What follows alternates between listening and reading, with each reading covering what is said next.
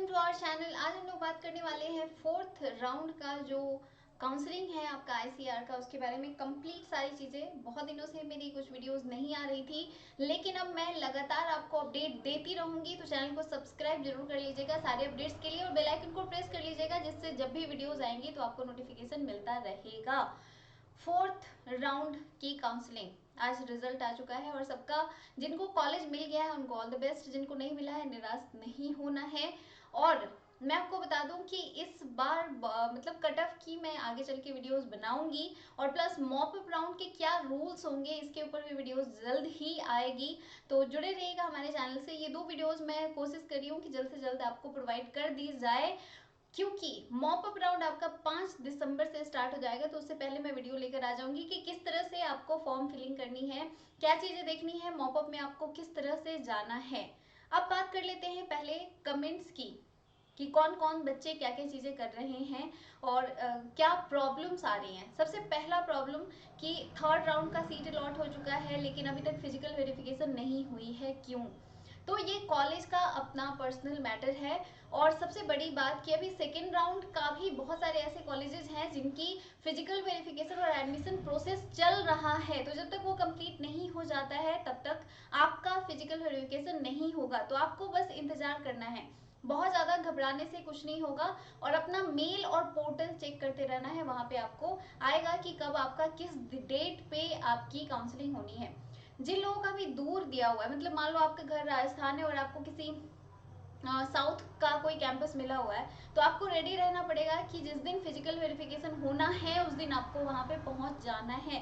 तो इसके लिए आपको हमेशा तैयार रहना पड़ेगा, ये चीज अपना ध्यान रखोगे। दूसरी सबसे बड़ी प्रॉब्लम आ रही है, जो भी नॉर्थ इंडिया के बच्चे हैं उनको साउथ इंडिया के कॉलेज मिल रहे हैं, तो उनको प्रॉब्लम आ रही है कि क्या चीजें होंगी, किस तरह से होगा, कैसे वहां पे हम सर्वाइव करेंगे, क्या क्या होगा नहीं होगा, बहुत सारे प्रॉब्लम्स, वो पहले ही डर रहे हैं। तो सबसे बड़ी बात कि आपको एक तो अब अपग्रेड मत करना।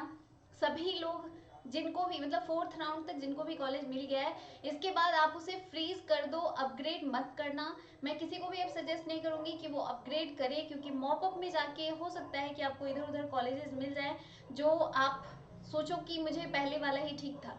तो अगर आपको लग रहा है कि आपको ठीक ठाक कॉलेज मिल गया है तो अपग्रेड बिल्कुल मत करना, कोई भी मत करना। फोर्थ राउंड के बाद थर्ड राउंड तक अपग्रेड आप करना वो ठीक रहता है, लेकिन फोर्थ राउंड में अपग्रेड करने का कोई मतलब नहीं बनता है, तो आप अपग्रेड मत करना। जो भी कॉलेज आपको मिला है, अगर आपको पसंद आ रहा है, वो कोर्स आपको पसंद आ रहा है, तो आप फ्रीज कीजिए। अगर आपको लग रहा है कि नहीं मैं ये मुझे नहीं लेना है, तो आप एक साल ड्रॉप कर सकते हो।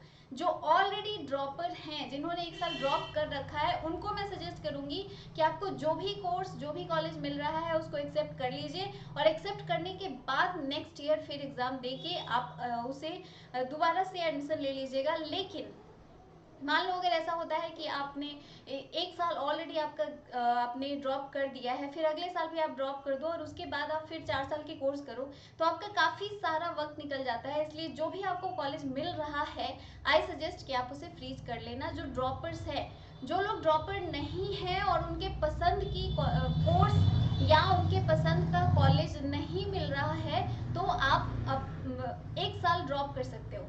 एक साल ड्रॉप करके आप अगली बार तैयारी करो, क्योंकि वैसे भी आपके क्लासेस जनवरी फरवरी से स्टार्ट होंगी, तो आपके पास ऑप्शन है कि आपका मई जून जुलाई तक जाते जाते प्रोबेबली अगले साल ये चीज़ ना हो, अगले साल इतना लेट नहीं होगा, टाइम से सब कुछ हो जाएगा, तो आपका जल्द ही वहाँ पे एडमिशन हो जाएगा। तो आपको बहुत नहीं 6-7 मंथ ही ड्रॉप करना पड़ेगा, एक साल नहीं। तो आप इस तरह से सोच के चल सकते हो। आप देख लेना कि आपके लिए क्या सुटेबल है। अब बात कर लेते हैं फिजिकल का। मैंने आपको बता दिया कि आपको वेट करना है, क्योंकि अभी सेकेंड राउंड की भी बहुत सारे कॉलेजेस में एडमिशन प्रोसेस चल रही है, तो उसके लिए आपको परेशान नहीं होना है। अब मैं बात कर रही थी नॉर्थ और साउथ कैंपस की। अगर साउथ के कोई भी कॉलेज आपको मिले हैं तो उसके लिए घबराना नहीं है, क्योंकि रीजनल लैंग्वेज में आपकी पढ़ाई नहीं होनी है, ये आप सबसे ज़्यादा ध्यान में रखोगे। बहुत सारे ऐसे स्टूडेंट हैं जो हिंदी भाषी हैं, हिंदी बोलते हैं और सारी चीज़ें उन्हें हिंदी में समझ में आती है, लेकिन आपने पढ़ाई इंग्लिश में होनी है, ये आपको ध्यान रखना है। आईसीएआर के किसी भी कॉलेज में किसी भी रीजनल लैंग्वेज में या हिंदी में पढ़ाई नहीं होती है, सब कुछ इंग्लिश में पढ़ाया जाता है, आपके पेपर इंग्लिश में होंगे। तो अगर आप साउथ कैंपस आप मान लो आपको मिल गया है, और आप उसे ले भी रहे हो तो आपको इंग्लिश आनी चाहिए प्रॉपर। अगर आपको इंग्लिश आ रही है तो आपको कोई भी प्रॉब्लम नहीं होगी। बहुत सारे ऐसे स्टूडेंट हैं हमारे पास जो ये मतलब उनकी ये क्वेरीज आ रही है कि मैम हम कैसे करेंगे, साउथ में बहुत प्रॉब्लम होगी।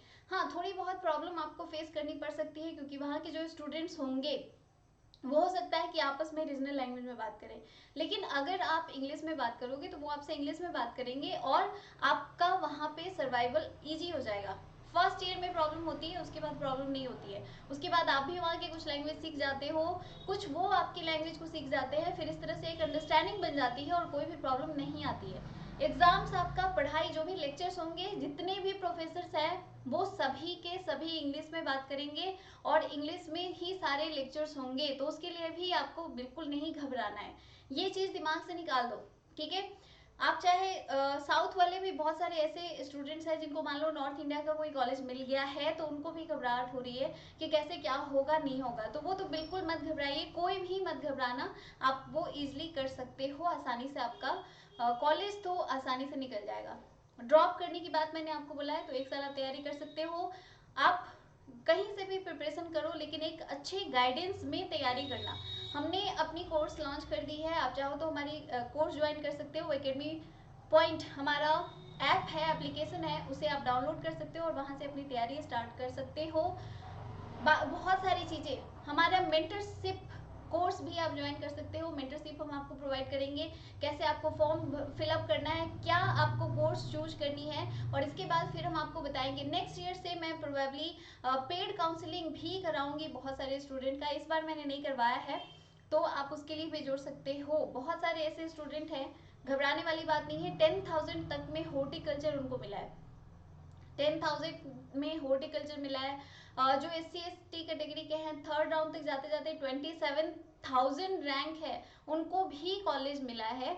तो जितना भी रैंक हो, आप अभी मतलब फोर्थ राउंड में जिनका भी रिजल्ट आ चुका है वो लोग अपना कॉलेज फ्रीज कर लो और आगे चल के मॉकअप में जो लोग भी जाने वाले हैं उनके लिए क्या रूल्स एंड रेगुलेशंस होंगे वो मैं लेकर आऊंगी अगले वीडियो में। आपके जितने भी कमेंट्स होंगे, जितने भी सवाल आपके मन में है, हमारा व्हाट्सएप ग्रुप है, उसे जरूर ज्वाइन कीजिएगा। वहाँ पे आप आपस में बात कर सकते हो, मुझसे जो भी सवाल है आप हमारे नंबर पे कांटेक्ट करके वहाँ से आप पूछ सकते हो, आपकी पूरी हेल्प मिलेगी वहाँ पे। प्लस आप जो भी चीज़ें आपके मन में है आप कमेंट कर सकते हो, कमेंट करोगे मैं तुरंत रिप्लाई करूँगी और सारी चीज़ें आपको बताऊँगी। अगर आपके पसंद की मतलब बहुत सारे ऐसे भी हैं जिनका 15,000 16,000 रैंक है, वो सोच रहे हैं कि मुझे पता नहीं क्या मिलेगा नहीं मिलेगा। मैं आपको बता दूं, एक स्टूडेंट का 27,000 रैंक है SC कैटेगरी में और उनको बायोटेक्नोलॉजी मिला है। तो प्रोबेबली ये सारे चांसेस बनते हैं, बहुत सारे फैक्टर्स इसमें काम करते हैं। क्या क्या फैक्टर्स काम करते हैं वो मैं बताऊंगी, अगर आप कमेंट करोगे तो मैं इसके ऊपर वीडियोस लेकर आऊंगी कि काउंसलिंग में कौन कौन से फैक्टर काम करते हैं, कि रैंक आपका बहुत ज़्यादा मैटर नहीं करता है और आपको कॉलेजेस ईजी से ईजिली मिल जाते हैं। तो इसके ऊपर हम लोग बात करेंगे। वीडियो काफ़ी लंबी ऑलरेडी हो चुकी है, तो कोई भी बात हो आप ज़रूर बताइएगा। और मैं आपको बता दूं, यहाँ पे जो ये डेट शीट है इसे ज़रूर फॉलो कीजिएगा, किस डे को क्या होने वाला है। जैसे आप देख रहे हो मॉपअप राउंड आपका 5 दिसंबर को स्टार्ट हो जाएगा। यहाँ पे सबसे पहले जारी किया जाएगा सीट मैट्रिक्स, मतलब किस कॉलेज में कितनी सीट वैकेंट है। जैसे ही आएगी मैं इसके ऊपर वीडियोस बनाऊंगी, वैकेंट सीट जैसे ही आएगी 5 को आएगी, मैं 5 को आपको बताऊंगी कि किस कॉलेज में कितनी वैकेंट सीट है।